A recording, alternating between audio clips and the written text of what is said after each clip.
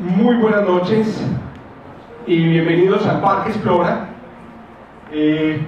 Estamos muy complacidos pues, de que hayan aceptado esta invitación con tan poco tiempo, digamos, de anticipación.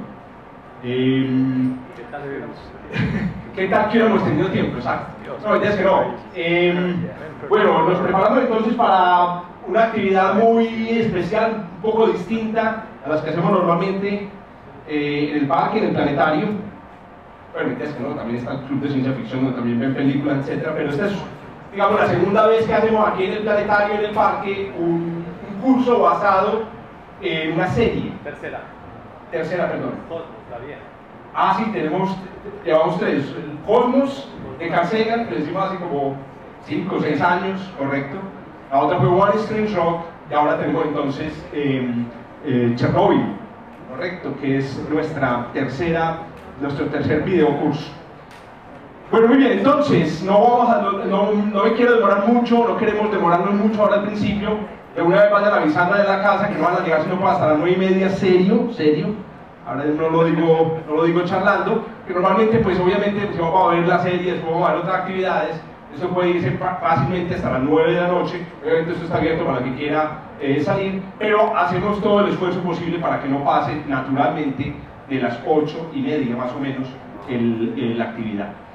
Bueno, entonces, hoy nos acompaña, además, pues digamos, de quien está presentando el curso, el doctor Juan Luis Londoño, que es presidente de la Asociación Colombiana de Medicina Nuclear y director del Laboratorio de Medicina Nuclear del San Vicente de Paúl y la Clínica Medellín. Juan Luis, vos que trajiste un instrumento ahí, vamos a medir cómo está la radiación aquí en el auditorio primero, ¿cierto? Vamos a ver todas estas fuentes de todo radioactivo que hay aquí. Ahí está, vamos a mirar qué tal está la cosa. ¿Está sonando o no? Yo veo. Está bajita la cosa. Vamos a mirar. ¡Ay, huepucha! Se disparó la cosa. Muy bien, aquí tenemos un detector, un intensímetro que demuestra básicamente que hay radiación en todas partes, incluyendo dentro de este auditorio. Vos un poco más radioactivo que el auditorio. Entonces, esa es la primera, digamos, cosa que vamos a empezar por decir.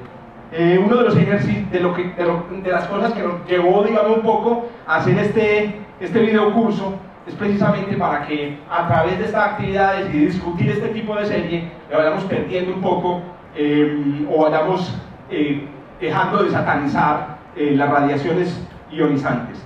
Bueno, tenemos un programa de 5 sesiones, comenzamos hoy. Cada uno de los episodios de esta exitosísima serie, que a propósito es una serie de HBO, y que, digamos, vamos a ver con esta programación. La idea es que vamos a estar entonces aquí reunidos lunes, miércoles y viernes. De este lunes en 8 tenemos un festivo, obviamente ese lunes no lo vamos a reunir, pero el resto, digamos, de los días, lunes, miércoles y viernes, vamos a estar aquí reunidos. Ahí están, digamos, los episodios, esta presentación, después la vamos a compartir para todos los que quieran, digamos, conservar parte de las memorias de este ejercicio. ¿Cómo hacemos normalmente los videocursos? Le llamamos videocursos porque la idea un poco es que a través de la serie aprendamos, ¿correcto? Esto no es solamente un foro ni una conferencia simplemente. Inicialmente pues está esta presentación que hacemos al principio, ojalá muy rápido, después viene entonces la apreciación del episodio, esperamos que no tengamos ninguna dificultad. Después del episodio, atención con eso, normalmente hacemos una trivia. No sé, ahorita los que estaban entrando al principio vieron que estábamos usando Kahoot, que es una herramienta que usamos en línea para hacer quizzes, tests. Bueno, tenemos entonces normalmente una trivia de entre 5 y 10 preguntas sobre el episodio, sobre detalles del episodio, y dependiendo de la generosidad de Andrés Ruiz, del Parque Explora, damos un regalo al que quede de primero en la trivia, ¿correcto? Eso quiere decir que les pido por favor que le pongan mucha atención al episodio. Ustedes no vinieron a ver Chernobyl como si estuvieran en la casa, nada de eso. Ustedes están aquí es en función de aprender de esta programa. Entonces, ¿qué sucede? No pueden estar ahí relajados, cabeceándose, nada. Es más, si pueden tomar nota, tómenla, porque la trivia no es para nada trivial.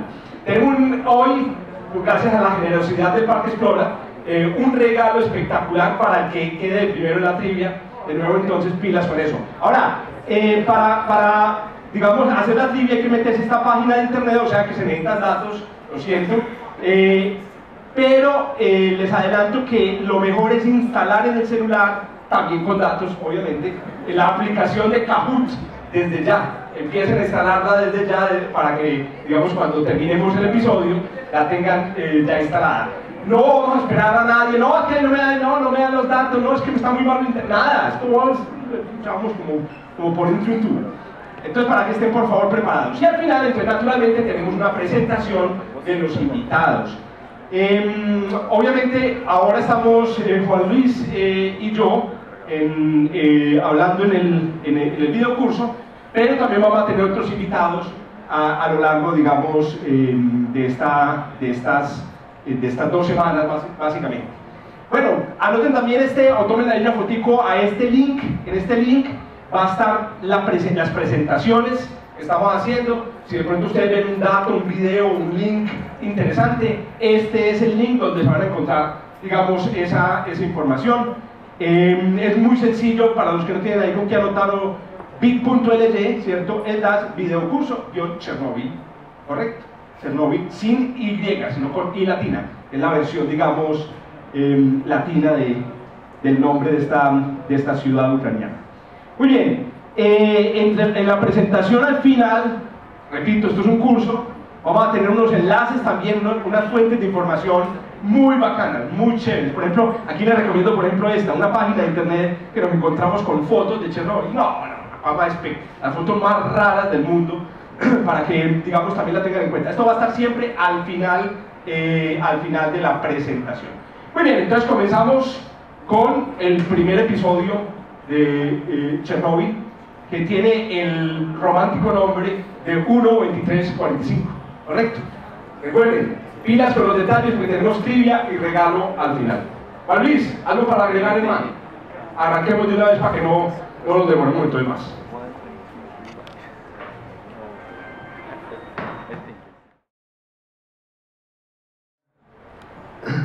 La primera pregunta que me hicieron fue ¿a qué distancia estaba el reactor nuclear más cercano de Medellín? Nadie quiere vivir allá. La ciudad que mostraron ahí estaba a 2 kilómetros. 2 kilómetros nomás. Bueno, muy bien, listo. Me imagino que tomaron nota pues de los detalles. Los números, los nombres, sobre todo los nombres. Son nombres rusos que todos amamos, ¿no? Bien, vamos a hacer entonces una trivia, pero es una trivia que hace parte de la presentación del curso. A medida que vayamos, digamos, viendo las preguntas, pues vamos también a ir conversando un poco sobre las cosas que vimos en este espectacular, digamos, primer capítulo. Bueno, otra trivia por ahí interesante, la música. ¿Cómo les parece la música? La música es el infierno, pues, Dante, ese es la música de la obra de Dante. Leía por ahí que el compositor se basó en sonidos producidos en reactores nucleares todavía en operación en la Unión Soviética. O sea que la cosa, pues, digamos, es de un realismo impresionante. Bueno, vamos para adelante entonces y empezamos entonces con nuestro primer Kahoot. Empecemos con nuestro primer Kahoot. ¿Qué le vamos a hacer? Las instrucciones son muy sencillas, entonces la idea es que conecten con la página kahoot.it, o que abran la aplicación de Kahoot. Recuerden que tenemos un súper regalo al final para quien quede de primero en el quiz. Bueno, en un momentico va a salir un número, ahí está el número, correcto. Entonces ustedes ingresan el número.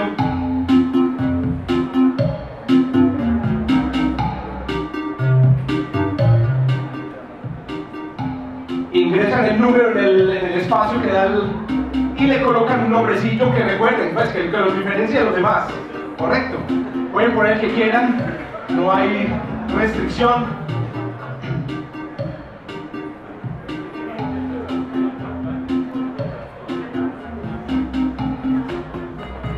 ¿Qué te pareció, Mollis? Muy bien. Este capítulo. Súper bueno. Espectacular. Impresionante como vamos a hablar ahora. Claro que sí. Es la primera vez que lo veías. Aquí. No, aquí sí. Aquí sí. Ah, no, claro. Bueno, a ver, ¿quiénes lo habían visto ya? Hacen ahora los que ya lo habían visto. Muy bien, entonces, los que ya lo habían visto están en ventaja con el quiz. Pilas, pues.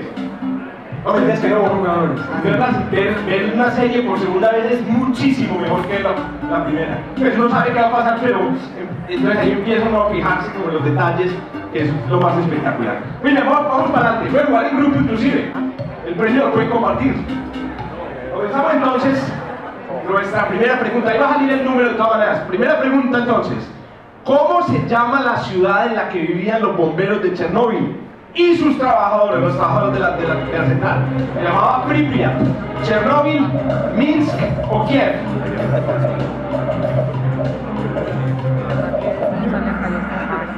Bien, se llamaba Pripyat. La central de Chernóbil, ¿cierto? Estaba al lado de la ciudad de Pripyat, ¿cierto? No de la ciudad de Chernóbil. Digamos un detalle que es bastante interesante. Muy bien, ubiquémonos geográficamente entonces, porque bueno, no sé si todos ustedes conocen a Ucrania o Bielorrusia. Yo no la conocía hasta hace poco. A mí me tocó, ¿a vos te tocó Chernóbil? Sí, por supuesto. No te voy a preguntar a qué edad, pero eras consciente de lo que pasó. Totalmente. 11 años tenía yo y escuché las noticias que había una nube radiactiva dando la vuelta a la Tierra. Sí. Y yo le pregunté a mi mamá, ¿iba a pasar por aquí? Y mi mamá obviamente no pregunté huevonadas ni ¿no es cierto? ¿Qué voy a saber? Cuando yo le pregunté a mi mamá, con toda seguridad ya había pasado. Ya habían estroncio y cesio por aquí en nuestro paraíso terrenal. Muy bien, ¿qué sucede? Entonces tenemos aquí la ubicación de Ucrania y Bielorrusia, que fueron los dos estados, los dos países, digamos, más grandes, o los dos estados de la Unión Soviética más afectados. Y Chernóbil está justamente en la frontera norte, digamos, de Ucrania, en la frontera norte de Ucrania, al lado del río Pripyat. Aquí está la central nuclear de Chernóbil, y este círculo que hay aquí es lo que se conoce hoy en día como la zona de exclusión. Es un círculo de más o menos 30 kilómetros dentro de los que se decía que no iba a volver a vivir nada durante 26.000 años. Correcto, hoy está lleno de turistas. Inclusive no recibieron por redes sociales una turista ya tomando fotos desnuda, ¿cierto? Posando desnuda por ahí lo vi en Instagram. Entonces miren, el norte de Ucrania, Bielorrusia, aquí está la central, aquí hay un río, y miren esto que hay aquí, esto que hay aquí es un lago, porque resulta que todas las centrales nucleares, o por lo menos las que funcionan con agua ligera, normalmente están al lado de grandes fuentes de agua. Entonces miren aquí la ubicación en realidad de la ciudad de Chernóbil, y aquí está la central de Chernóbil, correcto. La ciudad de Pripyat en realidad fue construida para los empleados de la central, correcto. Entonces una ciudad planeada, digamos, con esto. Bueno, hay un detalle muy bacano, a mí me encantan así como los detalles, ver los detalles, buscar los errores en las películas. Incluso yo hablo mucho de mis hijos porque ya les dañé la cabeza, ya no soy capaz de ver una película sin verle todos los errores. Es una paja horrible. Hay un detalle muy bacano que es esta escena, no sé si le podemos bajar a la luz, esta escena en la que se ve la explosión. ¿Recuerdan la escena de la explosión? Bueno, se ve la explosión por la ventana. Les voy a pedir el favor que cuenten cuántos segundos, no sé si lo notaron, lo contaron. ¿Cuántos segundos hay desde que se ve la explosión hasta que se oye? Vamos a mirar. Funciona. No se ve nada. ¿Podemos bajar la luz? No. Empiecen a contar.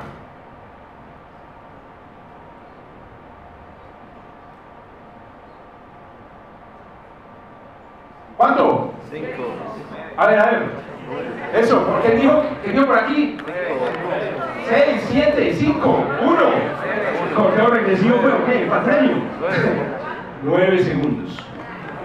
Porque hubo dos explosiones, ¿cierto? Que hubo dos explosiones, una explosión menos brillante, que vamos a hablar de ella, y una explosión mucho más brillante. La que seguramente los que contaron 5 que era la explosión más brillante. Pero obviamente el ruido que llegó fue el de la primera explosión. Correcto, 9 segundos. No sé si a todos ustedes les enseñaron el truco cuando estaban chiquitos. Cuando usted ve un gran relámpago, ¿cierto? Cuente cuánto se demora el trueno y multiplique por punto 3. ¿No le enseñaron así? Con punto 3. Ah, bueno, sí. Multiplica por la velocidad del sonido y le da más o menos la distancia. La velocidad del sonido es punto 3 kilómetros por segundo. Entonces, 9 por punto 3 dan 3 kilómetros. Correcto. Esa es, ya si usted hace un juego, digamos, con Google Earth, esa es justamente la distancia que hay. Desde la central, aquí está la central, el reactor 4, y aquí está la ciudad de Pripyat. 3 kilómetros. Es decir, hasta en eso, los productores, bien. Entonces, ahí se ganaron mis respetos. Solo con eso se ganaron mis respetos. A propósito, hablando de Google Earth, espectacular ver, yo no sé si todos ustedes conocen el documental creo que es de Discovery, de Nat Geo, La Tierra sin humanos. Bueno, aquí filmaron La Tierra sin humanos, correcto. Miren, es una ciudad selva, una ciudad cubierta de selva. Búsquenla en Google Earth. Hay un detalle, sin embargo, estuve analizándolo con un poco más de detalle y me di cuenta que tiene un detalle geográfico equivocado. Miren por qué. Listo, hermosa visión aérea del desastre, correcto. Y por allá al fondo está el sol, porque claro, está amaneciendo. Si por allá al fondo está el sol, ¿en qué dirección está viendo la cámara? ¿Hacia el oriente o hacia el occidente? Al oriente. Ah, muy bien. Entonces, si usted se puede mirar hacia el oriente aquí, ¿cierto? Y mira hacia las montañas de Santa Elena, la derecha, que es hacia donde va el humo, ¿a dónde es? ¿Al norte o al sur? Al sur. Pero el humo no se dirigía al sur. El humo de Chernóbil se dirigió al norte. Chernóbil casi no sufrió, o sea, la ciudad de Chernóbil, la que sufrió fue la ciudad de Pripyat, que estaba al noroeste. Ya con esto ya me defraudaron completamente. Yo dije, no son capaces ni siquiera de cuadrar. Ya subí la solicitud en IMDb de un error. En IMDb uno puede poner otros errores, ¿verdad? No había ningún error, digo, pucha. Ya lo encontramos. Muy bien. No voy a hablar más de esto porque después lo vamos a mostrar, pero esto es un mapa de la contaminación. Aquí está. Miren la ubicación de la central y miren quiénes fueron los que sufrieron. Los que sufrieron fueron los del norte, que fueron básicamente Bielorrusia. No fue Ucrania, digamos que es la que siempre se queja porque es la que recibe todo el Muy bien, continuemos pues, a ver pues. Continuemos. A ver quién va. Laura, va ganando Laura. Muy bien. ¿Cuál era el verdadero nombre de la central de Chernóbil? La central Vladimir Lenin, la central nuclear de Pripyat, la central Joseph Stalin o la central del pueblo de Chernóbil. A ver pues.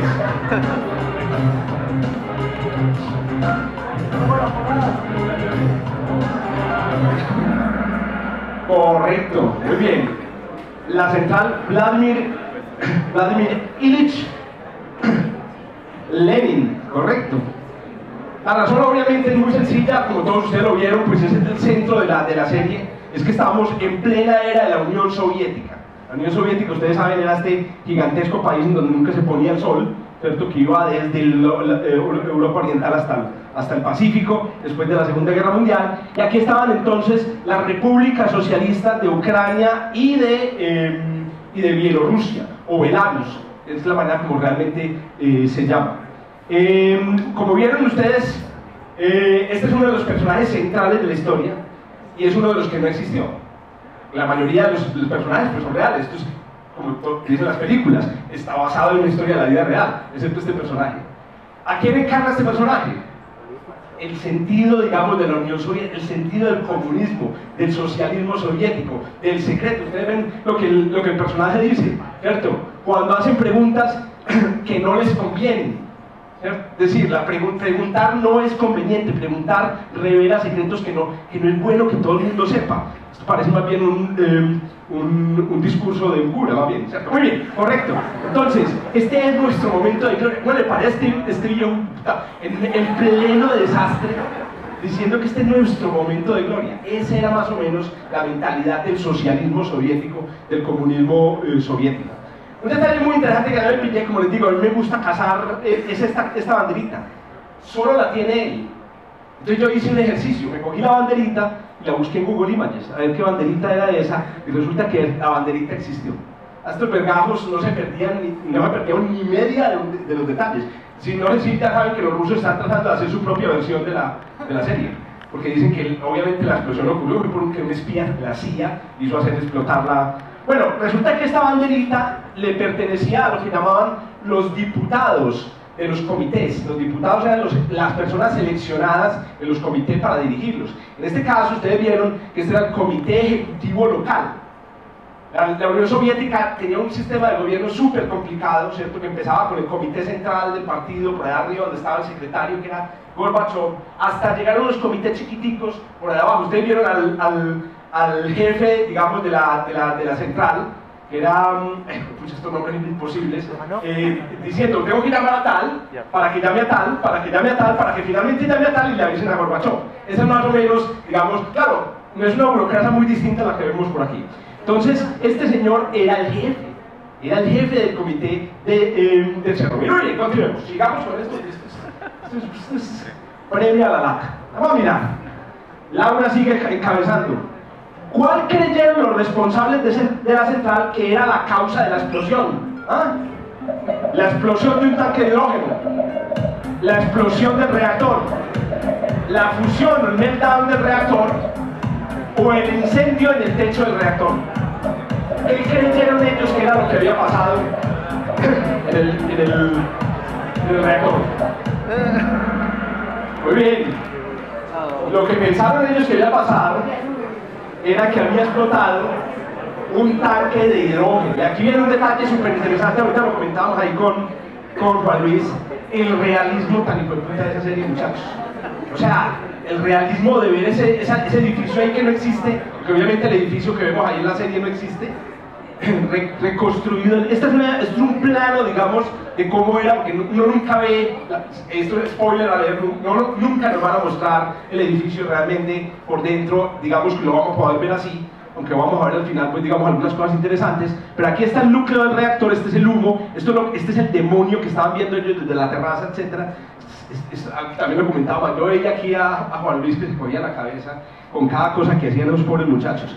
Y hablábamos de que si hubieran sabido algo de seguridad radiológica, lo mínimo, nunca hubieran obedecido nada. ¿Usted hubiera asomado ahí al reactor? ¿Cuál fue el momento en el que vos dijiste, este es un bruto, un animal? Cuando el tipo se subió al techo a mirar, o el primero que abrió la puerta amarilla grande. No, qué animal. Sí. Bueno, es que no, el que se subió al techo sabía. Pero es que ese estaba llevado pues, ese lo obligaron a ir hasta allá. El tipo, incluso hay un podcast muy bacano, lo pueden encontrar en Spotify, pongan Podcast Chernobyl. Y es el escritor de la serie, por un periodista entrevistándolo, contando los detalles, y él decía, todos los que estaban ahí sabían que se iban a morir.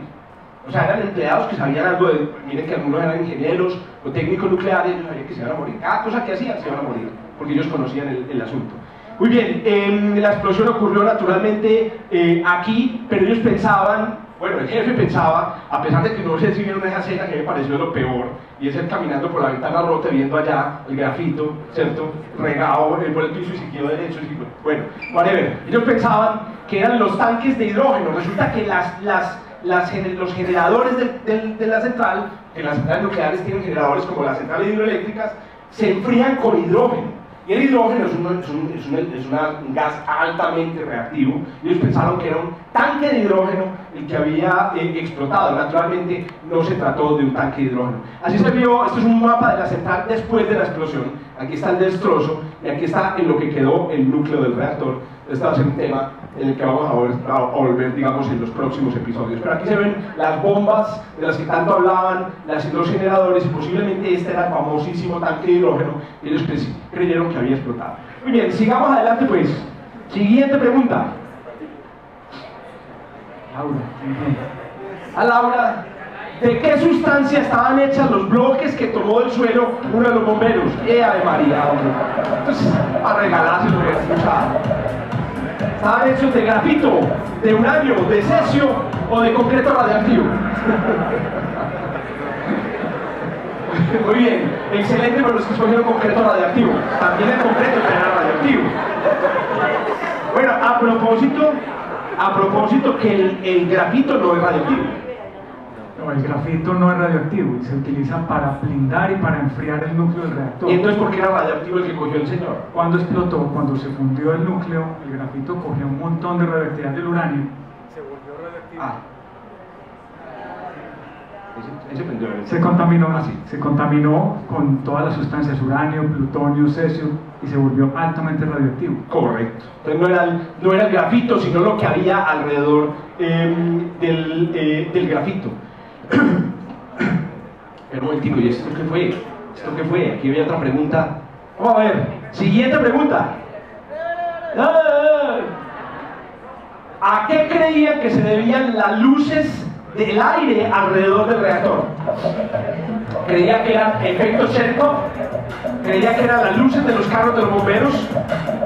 ¿Las llamas en el techo del reactor? ¿O el color del vapor de uranio? O todas las anteriores. Se murió, se murió. 50-50. Eso, 50-50. Muy bien.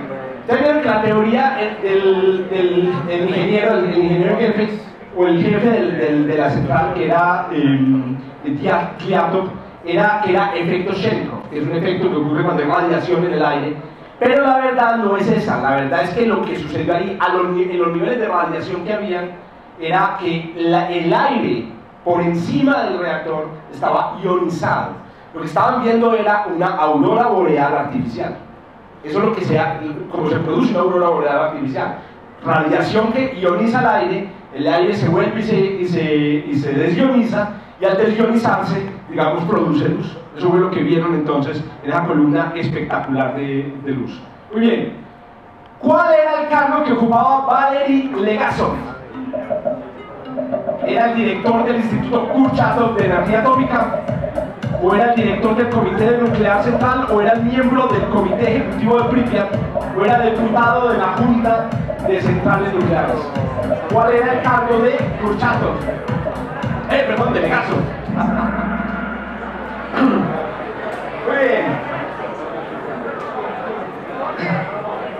Entonces, era el director del Instituto de Energía Atómica, del Instituto Kurchatov de Energía Atómica. Son los personajes de nuestra historia. Hay un link muy interesante que ustedes pueden encontrar en la presentación a las imágenes, a las caras de las personas de la historia, muy bacano.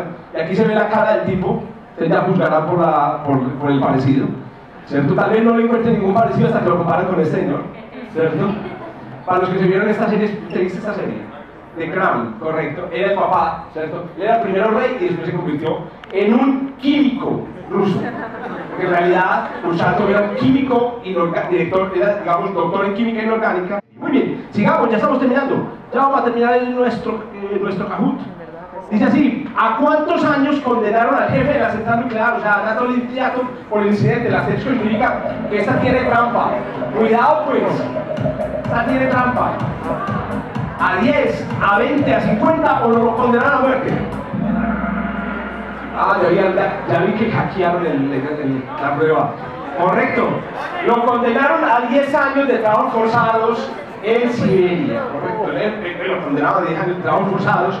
Este señor finalmente fue liberado y se murió, digamos, ya en la casa. El señor Anatoly Dyatlov, que era el jefe adjunto de la central nuclear y que fue juzgado, digamos, en un juicio que vamos a ver más adelante. ¿Qué personaje? Algunos lo han defendido, dicen que no era tan neita como lo vimos ahí en la serie. Bueno, una cosa interesante, ¿cómo se llama este aparatico, Juan Luis? Dosímetro. Este es el dosímetro. Este es el dosímetro. Lo que ellos sacan como un aparato que dicen el dosímetro no es. Ya, este es el real. Este es el real. Este es el real. Entonces, ojo pues, fake news. No era el dosímetro el que aparecía ahí. Muy bien, continúa la cosa. Sigamos, ya vamos a la penúltima. ¿Cuál era el nivel de radiación en la central según las primeras medidas? 3.6 Röntgen por hora, 200 Rens, 1000 Röntgens o 2000 Sievers, 200.000 Sievers. Excelente, oiga, está muy bien.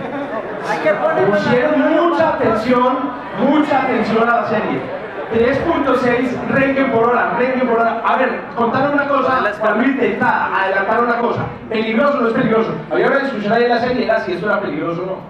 Supremamente peligroso. Aléjense cuando vean algo que tenga 3.6 Röntgen. O sea, en la vida no nos vamos a encontrar. 3.6. En la vida, entonces, ¿Qué tal unos 1000 Rengens? 1000 Rengens se murió, todo el que esté alrededor y cerquita. Y probablemente fue lo que tuvo esa planta nuclear cuando explotó y cuando se fundió el reactor. 3.6 es una dosis relativamente significativa y hay que alejarse de ella. Correcto. Yo había leído que en el techo del reactor el nivel de radiación era 10.000 Rengens. 10.000 Rengens. Entonces, para que se hagan una idea, vamos a escuchar. Muy bien, y la última pregunta: ¿cuál fue la sustancia, o sea, la medicina, que mencionó la médica cuando vio el incendio de la central? Penicilina, cesio o leche de magnesio. No, la genialidad de premiados. Fuimos premiados con este público hoy. Hoy han cerrado la vida el lunes. Muy bien. Excelente, fue todo. ¿Para qué todo, Juan Luis? Bueno, yo quiero hacer una pausa primero. Yo ya no me vuelvo a ver una serie si no está Jorge presente. Olvídese. Y ya no me vuelvo a ver una serie sin mirar todos los detalles. Excelente. Lo segundo, la próxima vez revolver las preguntas.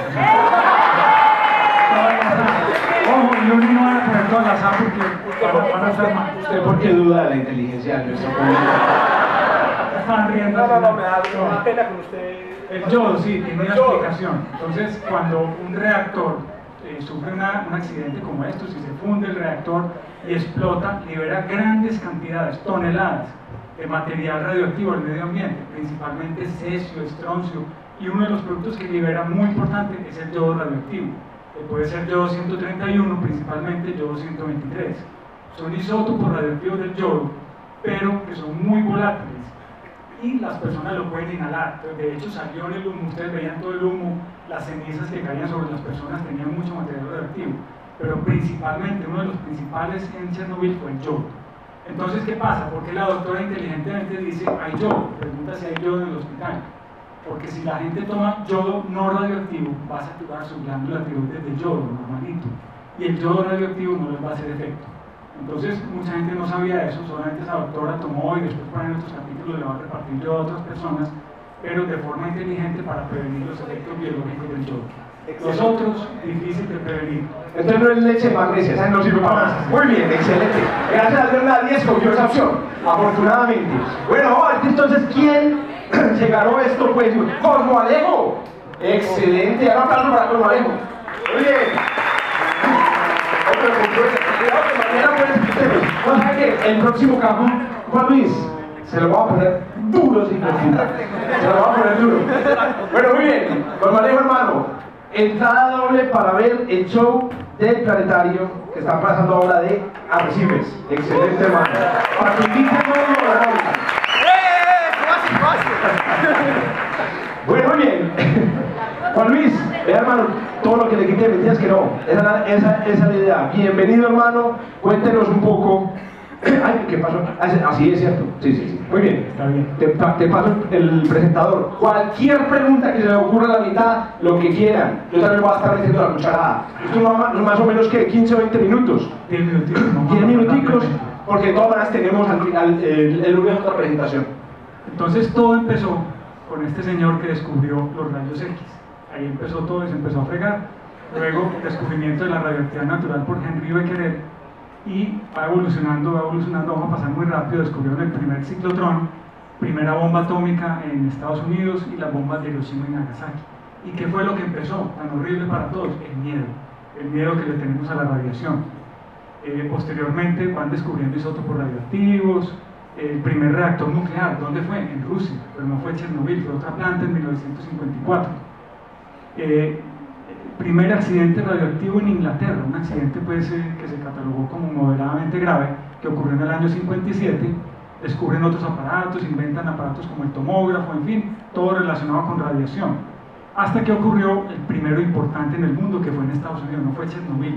El accidente de 3 Mile Island fue el primero que ocurrió, después que se catalogó como el más grave que ha ocurrido hasta la historia, y finalmente, de los graves, en este momento hay accidentes nucleares, pero todos son catalogados como menores. Hay 254 incidentes nucleares en este momento publicados. Un detalle interesante, el reactor de Chernobyl se demoraron 2 años en construirlo, y es una de las críticas que se ha hecho, porque un reactor nuclear tomaba normalmente hacerse por ahí unos 8 o 10 años. Entonces dijeron que lo construyeron de afán y ahorrando la mayor cantidad de costos. Ahorrando y tratando de ser los primeros en esa carrera armamentista que había con Estados Unidos. Muy bien, inicialmente la radiación se usaba, como se creía, sus usos benéficos, efectivamente tiene usos benéficos que vamos a ver, pero se usaba para muchas cosas. Había spas radioactivos, la gente iba y le ponían unas compresas con radiación, había agua, soda radioactiva, unas compresas, en fin. La gente, las mujeres, se ponían radio y torio, miren la crema, torio y radio, se la ponían en la cara, claro, les daba un rubor espectacular, se veían lo más bonito, pero no sabían que era a causa de la radiodermatitis. Marie Curie era la mujer más brillante de la época. Miren, supositorios radioactivos para la actividad sexual, no me imagino la proctitis, el cáncer de recto, en fin. Bueno, pintura radioactiva que brillaba en la oscuridad. Muchos relojes hace mucho tiempo, y especialmente en la Segunda Guerra Mundial, ellos no podían prender luces, sino que tenían que mirar el reloj, eran con pintura radioactiva, con radio 226. Muy bien, estas fueron las chicas radioactivas en las plantas de relojes de Estados Unidos, precisamente, que se mojaban el pincelito de la boca para que tuviera punta delgadita y poder pintar. Posteriormente, miren el cáncer de mandíbula, cáncer de tiroides que desarrollaron. Muy bien, siguiendo con lo de los miedos, las bombas atómicas, Hiroshima y Nagasaki. ¿A quién no le da miedo estar presente en una bomba atómica? Cualquiera. Eso ya afortunadamente pues pasó a la historia. Y la Guerra Fría, esa carrera armamentista entre Estados Unidos y Rusia. Muy bien, los accidentes que ya los mencionamos. Esto también nos ha ayudado mucho a que tengamos mucho miedo de todo lo que diga radiación, radioactivo, nuclear, las películas como El Día Después, la palabra nuclear, radiación, radioactivo, todo eso nos hace dar un miedo a la radiación. Juan Luis. Y todo ayudado con esta serie, espectacular la serie, pero hay un pánico que está despertando nuevamente gracias a esto. Una pregunta, ¿Vos pensás que si esta explosión hubiera ocurrido en Three Mile, en el Three Mile Island, los gringos sí se hubieran metido?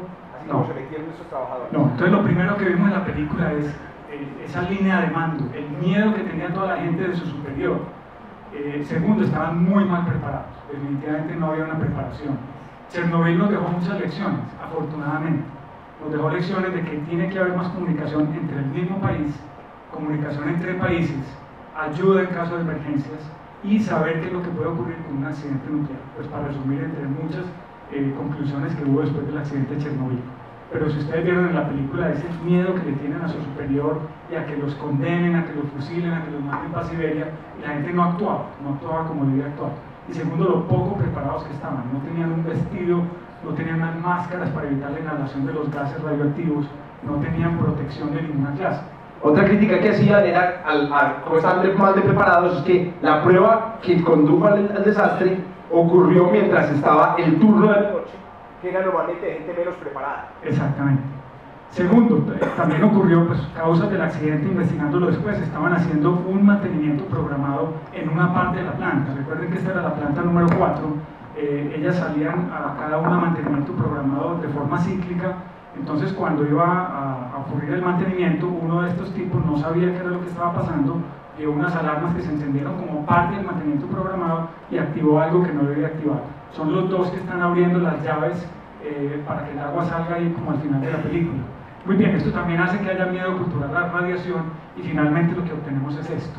Entonces sí, la radiación debemos tenerle miedo, pero en forma de una explosión de un accidente nuclear, de un reactor nuclear. Pero la radiación día a día, no. De hecho, estamos expuestos a la radiación todos los días, a cada hora, estemos donde estemos. Y lo podemos demostrar con una cosa de estas. Este es un intensímetro, un aparato que mide la cantidad de radiación. que fue lo que ellos realmente usaron para medir el nivel de radiación. Era una versión de la época de un Una versión intensímetro. viejita, exacto. Bueno, no sé si Alcanzan a oír. Cada que está pegando, cada que está prendiendo ese bombillito, está detectando un evento radioactivo. ¿Y de dónde? Jorge, vos. puta, ¿qué sé yo? Jodas, bueno. No, entonces está detectando radiación cósmica, principalmente radiación cósmica. Estemos en la mina más profunda, estemos en la montaña más alta, hay radiación. Pues lo vamos a parar y lo ponemos aquí en Ahí está el microsímetro. microsímetros. Bueno, y para la ¿Cuál es la escala? demostración, Sí, aquí está marcando, según esto, .2 microsieverts por hora. sí. hay que... 3.6 pronto. Salida... Bueno, no, entonces esto es una fuente radioactiva puntual de muy baja intensidad que utilizamos en medicina nuclear y que además está ya gastada. ¿Cierto? Esto ya se usó en un paciente. Yo traje la jeringuita pues como para hacer la demostración. No tengan miedo, no hagan esto en casa. Póngale el micrófono. Si es que llega. Entonces, ¿y cuánto llegó? Aquí subió hasta .85. ¿Y eso, ¿cierto? eso en la escala de la película cuánto es? No, muy poquito. Es muy muy poquito. poquito. La escala de la película es muchísimo más. Pues, sí, muchísimo más. Fíjense que ellos decían que si sacaron el dosímetro, que si sacaron el bueno de la caja fuerte. ¿Y quién tenía la llave de la caja fuerte? No la encontraban. Y los dosímetros que trajeron eran unos aparatos de estos medidores de tasa de dosis en la escala vieja, que es el Roentgen. Vamos a ver un poquitico de eso. Bueno, ¿Cuál es una de escalas? eso. Vamos a hablar, si nos queda tiempo, hablamos un poquitico de eso. Esto es más o menos, Jorge ya lo contó. Y vamos a hablar de eso en detalle más adelante. Pero de acuerdo al Organismo Internacional de Energía Atómica, ¿cómo se define un accidente nuclear? Evento que tiene serias consecuencias para las personas, primero, el medio ambiente, segundo, y las instalaciones. Entonces puede haber efectos para las instalaciones, o efecto para los individuos, o efecto para el medio ambiente. Esto ya pues lo del reactor no lo vamos a mostrar, pero tengamos en cuenta esto. ¿Cómo se muere más gente? ¿Qué creen ustedes? ¿En un accidente como el de Chernóbil? ¿O en una ciudad como Medellín, con este tráfico, con las motos, con la gente que fuma, con la polución? Bueno, ya sabemos la respuesta. Obviamente, en Chernóbil la gente no se murió como pensamos. Vamos a verlo un poquitico más adelante. Entonces, se ha llamado como el peor desastre causado por el hombre. Pero miren, hubo solamente 2 muertes causadas por la explosión, los que estaban ahí, donde explotó. Se murieron como si explotara una bomba. Hubo 40 muertes por la radiación aguda. Fueron esas personas que vimos que trataban de ingresar allá y que inmediatamente su cara se ponía roja. ¿Por qué se ponía roja la cara? ¿Alguien sabe? Porque vomitaban. Entonces se ponía roja. Hay una cosa que se llama enfermedad por radiación aguda. ¿Sí? Entonces, la radiación ionizante puede destruir los tejidos de acuerdo a la dosis y a la energía que tenga esa radiación. A estas personas, primero, una dermatitis. Inflama la piel y por eso se ponían rojos. Si sigue el efecto de la radiación, vieron que la piel se iba desprendiendo, que les da unas ampollas, la piel se va desprendiendo y se suelta. Y tercero, estas personas sangraban. Ustedes miren por qué sangraban, donde se desprende la piel. Pero sangran también en el tracto digestivo, que es muy sensible. Las células del tracto digestivo son muy sensibles a la radiación y porque tenían vómito con sangre. ¿Por qué vomitan? Otro de los efectos de la radiación aguda es, hay un mareo. Lo primero que ocurre es mareo, la persona tiene una sensación de desasosiego, desorientación por inflamación cerebral y por daño en la mucosa gástrica van teniendo todos esos otros efectos de náuseas y vómito. Muy bien, entonces sí, realmente una cosa, Luis, ya vamos dándonos una idea de cuánto se necesita para empezar a tener esos síntomas. Sí. Yo podría decir, por ejemplo, con 3.6 Roentgens, que fue lo que recibió Dyatlov, a usted le da vómito después y se maluquea un poquito. Sí. Pero ya cuando usted recibe 1000 o 10.000 Roentgens, ya usted empieza a tener este colorado y empieza ya a sangrar espontáneamente. Inclusive puede haber muerte aguda por la dosis tan alta de radiación. Muy bien, sí, hubo un incremento en algunos tipos de cáncer, pero como vamos a ver ahorita no fue tan horrible. Entonces, miren, normalmente todas las personas de este planeta recibimos en promedio 2.64 sievert por año. El solo hecho de estar vivos, así no nos expongamos a un reactor nuclear, así no nos hagan radiografías, el hecho de estar vivos y caminando por ahí nos da 2.64 milisievert por año. Entonces estas personas recibieron 60.000 sievert, o sea, 1000 veces más lo que estoy diciendo, mucho más de lo que estoy diciendo. Esas personas, los liquidadores, los que llegaron primero a tratar de arreglar el daño, pues prácticamente murieron en el año. Es decir, es como si hubieran recibido el equivalente a 30.000 años de radiación ambiental. Así es. Sí. Se afectaron 5 millones de personas, como mostró Jorge en ese radio ahorita, en ese radio pues, del mapa que puso. Pero ¿cuántos creen? Estaba como para un cajudo. ¿Cuántos creen ustedes que nacieron deformes por los efectos de la radiación? No. Sí, la verdad, no es la 100 niños. ¿Cuántos creen que nacieron deformes por los efectos en ese momento? A ver, vamos a hacer una prueba. Ah, ya diste la respuesta. O sea, hay una tasa de de nacimientos en todo el mundo, de nacimientos con malformaciones. Esto no superó la tasa de malformaciones. 0 niños por efectos directos de la radiación. Después llegaron, esto ya no se vio en la serie, pero lo vamos a ver la semana entrante, llegaron los que se llaman los liquidadores, que son las personas encargadas de empezar a controlar el desastre y a mitigar todas las consecuencias que pudieran haber tenido. Se llamaron los liquidadores y fueron 600.000 personas.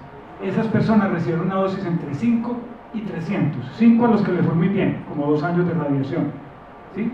Y 300 los que les fue regular. ¿Cuántos casos de leucemia u otros tipos de cáncer luego del accidente en esos 600.000 trabajadores que estuvieron allá directamente comprometidos? Bueno, esto está como la de Jorge. 0. Igual que la población general, no hubo un incremento en la tasa de leucemia. Entonces se llamó el peor desastre causado por el hombre. Miren todo lo que es, lo que no causó realmente. Entonces, hubo un incremento leve, eso sí, de cáncer en la niñez, de niños, de mamás que estaban en embarazo durante la explosión y que estaban en las cercanías, como la mamá de la esposa del bombero que vimos ahí. Ellos pudieron haber tenido niños que en algún momento de su vida después de nacer tuvieron cáncer. Pero miren, la tasa de cáncer en países como Rusia es de 15 personas, 15 niños por cada 10.000 nacimientos. Y cuando hubo esa exposición de 5 milisievert, la tasa sube ligeramente. O sea, tampoco fue una cosa tan grave. Otros eventos no nucleares que causaron un montón de muertes. Hubo por allá un accidente en la India de una fábrica de baterías CB Reading que liberó metilisocianato. 2.000 muertes directas, mucho más que las que se murieron, ¿cierto? Es decir, a donde quiero llegar es que hay que minimizar un poquitico esos efectos de la radiación. Afortunadamente, como dijo Jorge ahorita, no vivimos cerca de un reactor. El más cerquita está en Bogotá, a 200, ¿cuántos kilómetros? 400 kilómetros de distancia. Y es un reactor muy pequeño, de 10 megawatts. 10 megawatts. Y está funcionando. Produce energía. No energía, para investigación. Ah, correcto, correcto. No es para energía, está en el no vuelvo. Muy bien. Muy bien, esto vamos a pasarlo rápido. El riesgo que nos dan todas las actividades diarias, los que fuman, los que manejan moto sin casco, digamos, en fin. Bueno, y entonces, ¿cómo vamos de tiempo? Bien. Todavía nos quedan 45 minutos. Mentiras que no. Sí. Tranquilo. Bueno, muy bien, ¿cómo empezó todo? Ya les dije ahorita, el descubrimiento de los rayos X por Roentgen. Precisamente esa unidad Roentgen lleva el nombre en honor a este físico que descubrió los rayos X. Posteriormente, Henri Becquerel descubrió la radioactividad en el año 1896, y bueno, aquí se empezaron a dar cuenta de que la radiación tenía efectos, que no era tan benéfica como estaban pensando. Estas personas trabajaban sin ningún tipo de protección y les empezó a dar leucemia y otros tipos de lesiones en la piel, y de ahí empezaron a usar protecciones. El primero que usó una protección fue Thomson, en el año, y Marie Curie. Se descubrieron los rayos gamma, 1898. Ya nacieron los primeros radiólogos que en su momento se llamaban radiógrafos licenciados. Yo creo que si aquí hay algún radiólogo, esa palabra les debe chocar mucho. Radiógrafos licenciados, suena como, no sé, como otra cosa muy distinta. Y se empezaron a usar los primeros elementos de protección.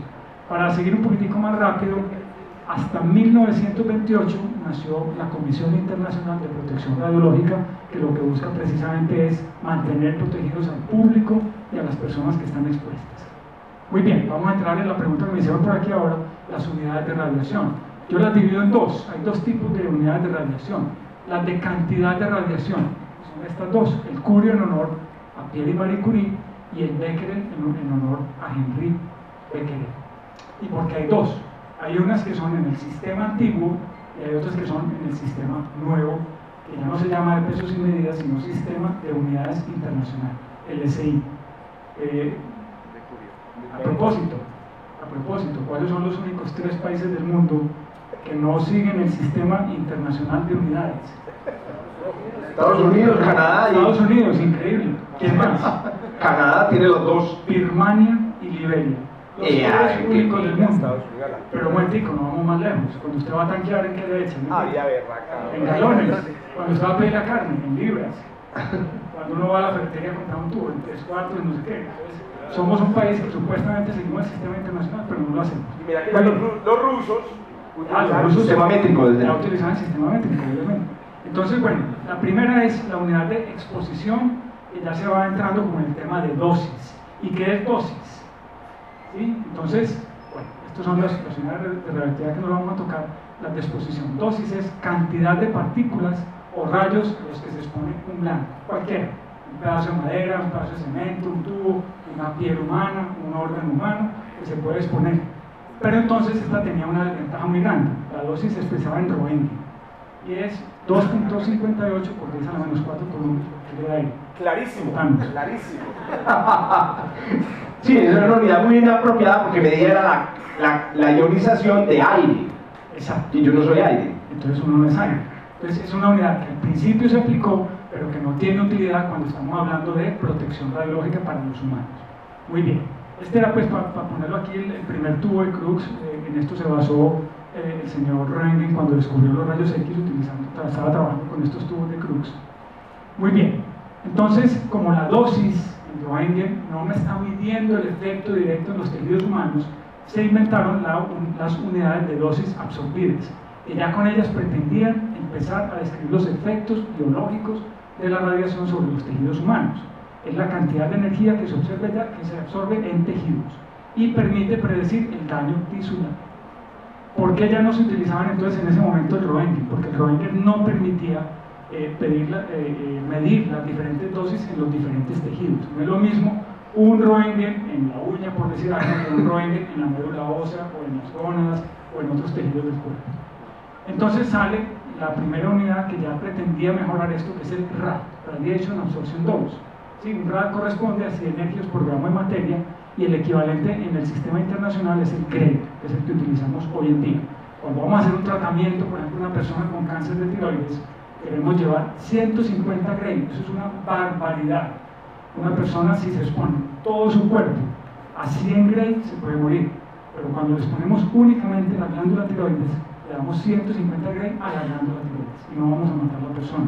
Destruimos obviamente el tejido tiroideo, pero no lo matamos. Muy bien, pero también estas tienen una desventaja, que se utilizan para todo tipo de radiación sin tener en cuenta la energía que tiene esa radiación en los distintos tejidos. Entonces salió la dosis equivalente, que es esa dosis en Grays, pero multiplicada por un factor de acuerdo a si es radiación alfa, beta o gamma. Esa se llama la dosis equivalente. Pero tampoco es lo ideal utilizar dosis equivalente y por eso hoy en día utilizamos dosis efectiva, que ya tiene en cuenta el tejido al cual estamos irradiando. Pues hoy en día hablamos en dosis efectiva y ese es el famoso Sievert, que es el que estamos midiendo con este aparatito. Muy bien. Una equivalencia, bueno, ya tenés la equivalencia entre el Sievert y el Röntgen. Correcto. Más o menos 1000 Röntgens, aunque ya, como lo dijiste, depende del tejido, equivale aproximadamente a unos 10 Sieverts. Sí. O sea, esta persona que sometió a 10 Sieverts, acuérdense que aquí estamos más o menos a... Estamos al microsievert. punto 2 microsieverts. Punto 02. Punto 2 microsieverts. Por hora. Y ellos recibieron Muy bajito. No. 10 de una. No, O 100 de 100 una. sieverts o más de una. Muy bien, y finalmente es la dosis efectiva, la suma de todas las dosis de todos los tejidos cuando una persona se está irradiando. Bien, medidores de radiación, estos eran los que ellos vieron, el que sacaron al principio. Esto es un Geiger-Müller, se llama así en honor a Geiger, que estaba investigando precisamente con Becquerel cómo poder medir la radiación cuando descubrieron las partículas alfa. ¿Esto qué dispara? ¿Han visto esos radares en la autopista, medidores de velocidad? Bueno, eso es parecido, pero no, este es un detector como este. Este mide miligrays por hora. Se mide en miligray por hora. Wow. Y también en miligrey por hora. Es un detector bastante viejo, muy sensible, muy bueno y se utiliza para radiación alfa, beta y gamma. Se le explica esto cuando se va a medir gamma. Entonces ahí entran las partículas, ionizan el gas. Eso es una cámara de ionización, es un gas a presión, tiene un alambre, un electrodo en toda la mitad. Las paredes de la cámara son negativas, el alambre o el electrodo está positivo. Cuando entra una partícula, ioniza el gas que está ahí adentro y se mide con esa diferencia de... Este es el de los aeropuertos. A ver, ¿este qué es también? Este es otro tipo, otra cámara de ionización. Este se mide en Röntgen. Este viene en Röntgen y en Minisievert. Este viejito también, todavía tiene Röntgen. Y los más nuevos son estos que mostramos ahora, ya completamente digitales y mucho más portátiles pues, que ese. Muy bien, entonces Jorge, yo creo que terminamos. Sí, Antes de permitirme pronto, si alguien quiere preguntar eso, yo quería preguntarte por qué el bombero, al coger el pedazo de grafito, Sí. se le pone el pez, porque es como si hubiera quemado, pero él tenía guantes. Correcto. Así tenga guantes o tenga lo que sea, la radiación ionizante es capaz de atravesar tanto los tejidos como elementos pues, como ropa y otros. Sin embargo, hay blindajes que pueden evitar la radiación. Nunca van a evitar esa radiación tan alta que recibieron ellos allá en Chernobyl. Pero nosotros, los radiólogos, ustedes han tomado radiografías y han visto alguna vez, o los consultorios dentales que se ponen un protector en el cuello para proteger la tiroides, o un chaleco plomado, que lo que está haciendo es disminuir muchísimo la cantidad de radiación. Entonces los blindajes son parte importante de la protección radiológica. ¿Cuáles son los tres o las cuatro funciones que tenemos que tener en cuenta para la protección radiológica? Son distancia, aléjese. Hay una fuente radioactiva, inmediatamente aléjese. No vaya, no abra la puerta. Justo lo que no hicieron. Justo lo que no hicieron. No abra la puerta del núcleo sin ninguna protección. Distancia primero que todo. Segundo, tiempo. Tercero, blindajes. Y cuarto, capacitación. Las personas tienen que estar adecuadamente capacitadas, certificadas para eso.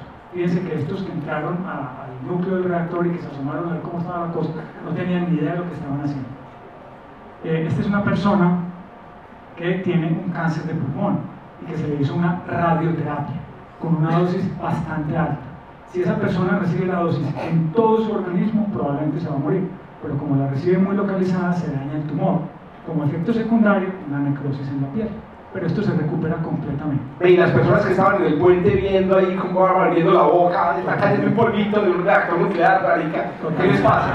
O sea, ¿qué les pasa cuando le cae el polvito del reactor nuclear? Estaban fascinados con esa aurora boreal y con esas luces. Sí. Todos mencionaban las luces de colores, unos decían que era el efecto de no sé qué. ¿Y qué le da uno? ¿Qué le da uno por tener ese polvo ahí? Entonces, ese polvo, a ver, la radiación se puede o puede dañar nuestro cuerpo por dos formas. Una es por la exposición directa. Entonces, si hay una fuente, yo estoy recibiendo radiación que atraviesa mi cuerpo, que causa ionizaciones, y la otra es por inhalación o ingestión. Entra la radiación a mi cuerpo y de dentro va a hacer el daño. Entonces, esas personas tuvieron los dos tipos de radiación. Directamente, a pesar de que la planta estaba a ¿cuántos kilómetros? 2 kilómetros. Ese puente estaba a 1 kilómetro. A 1 kilómetro. Estaban recibiendo una dosis supremamente alta. Pero además, inhalaron los gases que se fueron con la columna de humo y además les cayó radiación con la ceniza encima de su cuerpo. Y a propósito, sobre ese puente particular, algunos dicen que no existió, o sea, que no hubo tal situación en la que fueron la gente a abrir la boca, pero escuchando el podcast del creador de la serie, él dice que sí existió la situación. Entonces, también se está por ahí 50-50 fake news. ¿Listo? Muy bien. Unas preguntas, como el auditor es tan grande, vino mucha gente, ya estamos encargándonos de no decir dónde va a ser el próximo para que no vengan tantos. Entonces, si tienen preguntas, grítenlas desde su puesto. Correcto. Cualquier pregunta, cualquier cosa que se les ocurra en este momento. Juan Miguel. Yo quiero saber cómo, pues... Yo repito la pregunta. Yo entiendo que se les pone roja la cara porque reciben radiación, pero ¿qué pasa realmente? O sea, ¿por qué se está poniendo roja? Pregunta Miguel, pero ¿qué es lo que pasa fisiológica y anatómicamente para que se le ponga uno roja por la radiación? Entonces, sabemos que es radiación ionizante. Como su nombre indica, es radiación que es capaz de causar ionizaciones en los átomos. Para ponerlo fácil, es arrancar electrones de los átomos. Si esos átomos hacen parte de moléculas de nuestro cuerpo, la molécula que más tenemos en nuestro cuerpo es H2O, agua, pues inmediatamente va a partir esas moléculas y las parten en dos tipos de radicales libres. Los radicales libres dan desde muerte celular hasta daño endotelial, pueden causar cáncer y pueden causar algo que se llama una inflamación local. Los radicales libres son responsables de inflamación tisular en todos los procesos metabólicos de nuestro cuerpo. Pues si hay una dosis muy aguda de radiación, lo primero es eso, producción de radicales libres. Segundo, la piel por debajo tiene colágeno. El colágeno es muy sensible a la radiación. Pues el colágeno de por debajo se está dañando y el colágeno es lo que mantiene la piel nuestra unida al resto del cuerpo. A esas personas se les dañaba el colágeno inmediatamente, agudamente. ¿Por qué se daña? Porque esas células sufren esto. Se rompe el DNA de forma aguda, las células no se vuelven a replicar y las células sufren un daño estructural. Y el enrojecimiento ocurre por inflamación aguda, radiodermatitis, inflamación de la piel. ¿Alguno no? Nada. Cuando ellos mencionaban los 3,6 años que estaban recibiendo, pues marcaba el sensor. Se hizo como la salvedad de que eso era el máximo del sensor, que había que sacar el otro, ¿cierto? Entonces, ¿qué tanto podemos asumir que recibieron ellos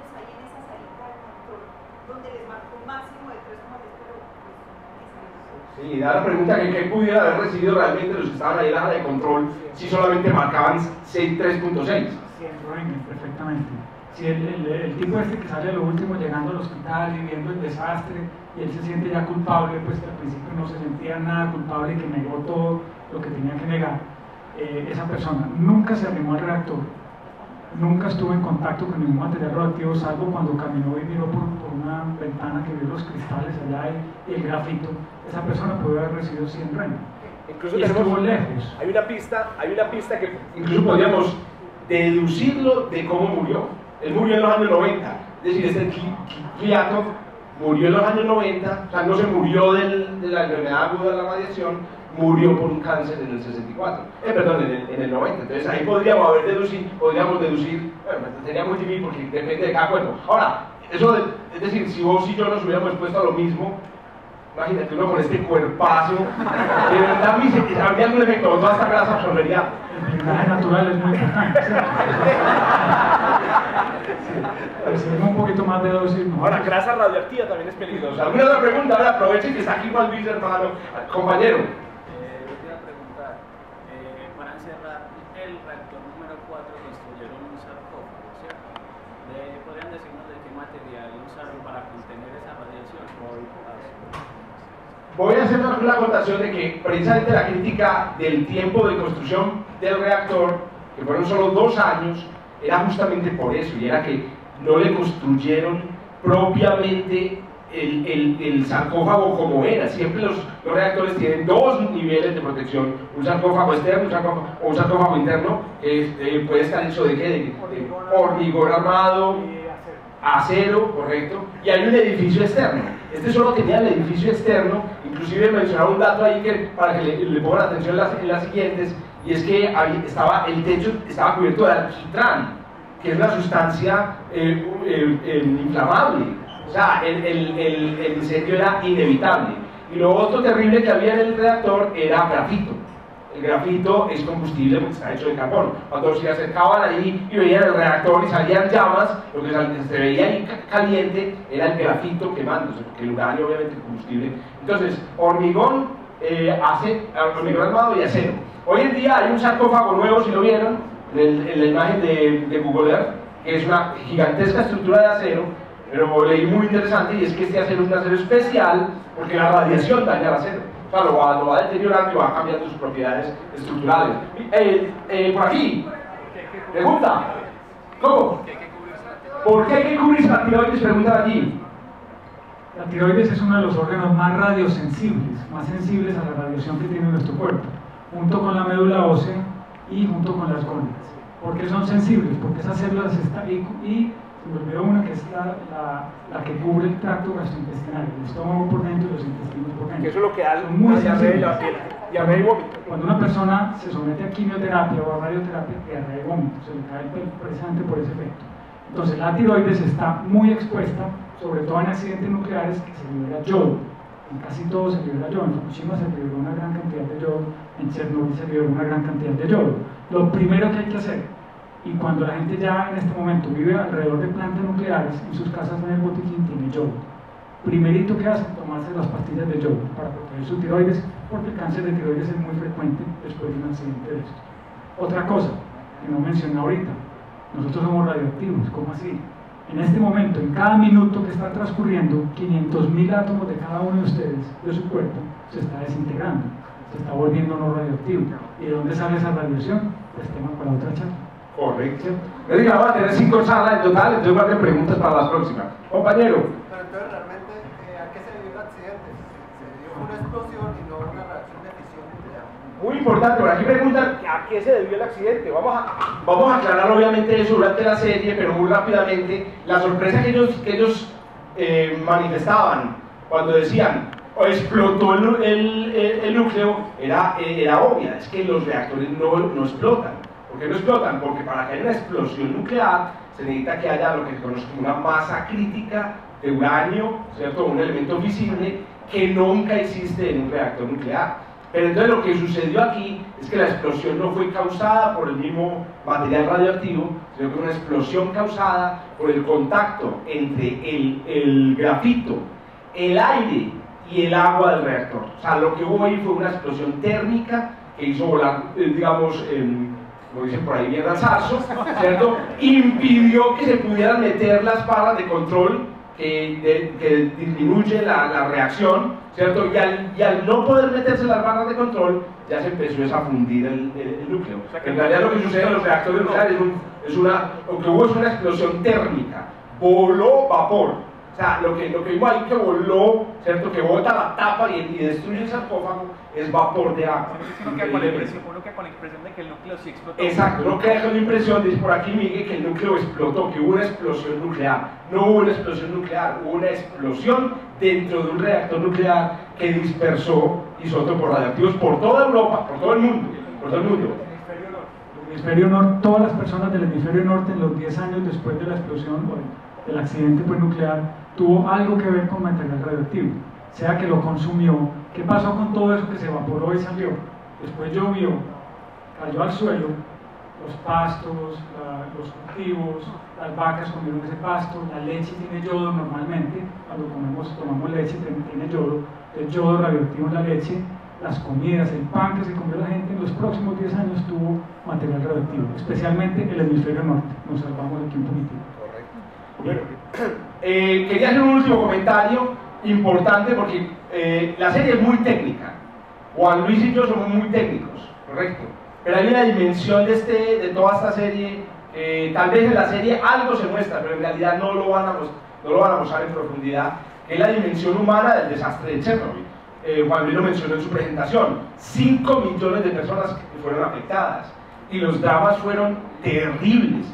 A pesar de que el número de personas que realmente terminaron muriendo por efectos de la radiación a mediano o largo plazo fueron pequeños, se estima que entre 10.000 y 60.000 personas, en el caso más generoso.